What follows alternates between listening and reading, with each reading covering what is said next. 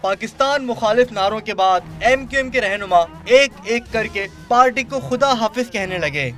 صرف ایک دن پہلے قائد متحدہ کی حمایت میں پرزور دلائل دینے والے عامر لیاقت حسین نے تو متحدہ کے ساتھ سیاست کو ہی خیر بات کہہ دیا۔ ہمیں یہ بات ماننی ہوگی اور ہم سب کو جاننی ہوگی کہ جو کچھ بھی کہا گیا ہے اس کے بعد اگر ہم تعلق رکھتے ہیں تو کم از کم مجھے تو اپنی ذات تو پھر میں ایسا کرتا ہوں کہ میں آج سے ہی ایم کیو ایم سے ہی میرا تعلق نہیں ہے، چونکہ اتنا بڑا جملہ ہے، اس جملے کے بعد بھی اگر میں اپنا کوئی تعلق رکھوں تو نہیں میں رکھ سکتا، اسی لیے ہم نے لا تعلقی کا اعلان کیا۔ اب اگر یہ لا تعلقی ایک کنفیوژن پیدا کر رہی ہے تو چلیں میں اپنی بات آپ سے کرتا ہوں، میں آج سے ایم کیو ایم میں نہیں ہوں۔ کئی اشروں سے متحدہ میں شامل نسرین جلیل نے بھی ایم کیو ایم سے ناطہ توڑنے کا اعلان کر دیا۔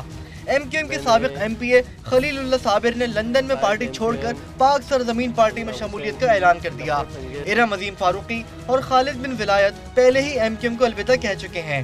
دوسری جانب لارڈ نذیر نے کمشنر اسکاٹ لینڈ یارڈ کو خط لکھا ہے جس میں متحدہ کے قائد کے خلاف کارروائی کرنے کی درخواست کی گئی ہے۔